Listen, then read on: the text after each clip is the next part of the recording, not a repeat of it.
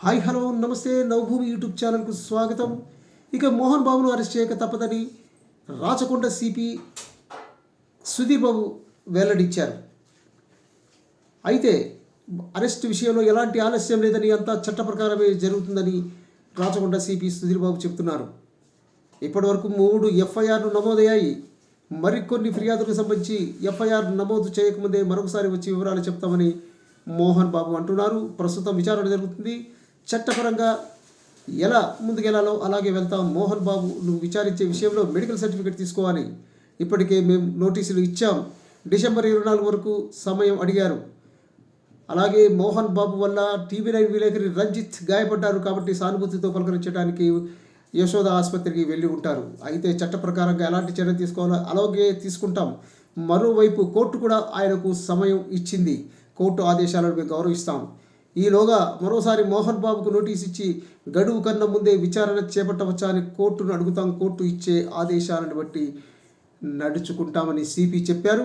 ఇక మోహన్ బాబు దగ్గర ఉన్న గన్స్ ఏవి రాచకొండ కమిషనరేట్ పరిధిలో లేవు.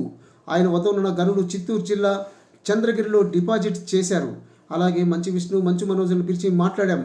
ఇద్దరిలోనూ బాండ్ కూడా రాయించుకున్నాం. శాంతి భద్రతలకు విఘాతం కలిగేలా ప్రవర్తిస్తే ఖచ్చితంగా చర్యలు తీసుకుంటాం. 24 తేదీ తర్వాత నోటీసులపై మోహన్ బాబు స్పందించకపోతే అరెస్ట్ చేయటం తప్పదు.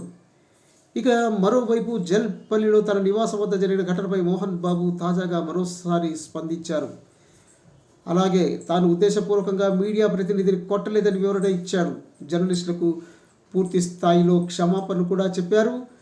ఆదివారం సాయంత్రం సోమాజిగూడలోని యశోద ఆసుపత్రికి వెళ్ళి చికిత్స పొందుతున్న జర్నలిస్టును మోహన్ బాబు, మంచు విష్ణు పరామర్శించారు. ఈ సందర్భంగా ఆయన కుటుంబ సభ్యులతో పాటు రాష్ట్రంలో ఉన్న జర్నలిస్టులందరికీ ఆయన క్షమాపణ చెప్పారు. అంతకుముందే TV9 యాజమాన్యానికి లిఖిత పూర్వకంగా ఆయన క్షమాపణలు చెప్తూ లేఖను కూడా పంపించారు.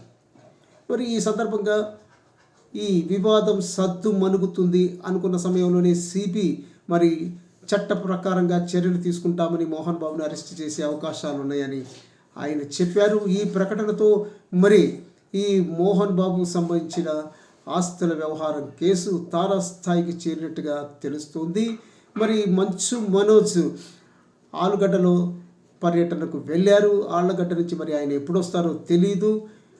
అప్పటి వరకు ఈ మంచు విష్ణు, ఆ తర్వాత మంచు లక్ష్మి, మోహన్ బాబు ఈ ముగ్గురు ఆస్తులకు సంబంధించిన చర్చలు కొనసాగిస్తున్నట్టుగా తెలుస్తుంది. ఒక స్పష్టతకు వచ్చిన తర్వాత మంచు మనోజ్కి ఏం ఆస్తులు ఇవ్వాలన్న దాని మీద క్లారిటీ ఇస్తారని కూడా తెలుస్తుంది. ఏదైతేనే ఈ వివాదాన్ని త్వరగా ముగించుకునేందుకు మోహన్ బాబు ఆతృత పడుతున్నారు. ఎందుకు సోషల్ మాధ్యమాల్లో, ఆ తర్వాత తెలుగు సినిమా పరిశ్రమలో కూడా మోహన్ బాబుకు ఈ వ్యవహారం అప్రతిష్ట పాలు చేసింది. అందువల్ల ఎంత త్వరగా దీనిని ముగిస్తే మంచిదన్న భావనలోకి ఆయన వస్తున్నట్లుగా వినిపిస్తుంది. ఈ మోహన్ బాబు ఎపిసోడ్కు ఎప్పుడు శుభం కార్డు పడుతుందో చూడాలి. ఈ వీడియో మీకు నచ్చినట్లయితే లైక్ చేయండి, షేర్ చేయండి, సబ్స్క్రైబ్ చేయండి. అలాగే నవభూమి యూట్యూబ్ ఛానల్ను ఆదరించండి. Thank you.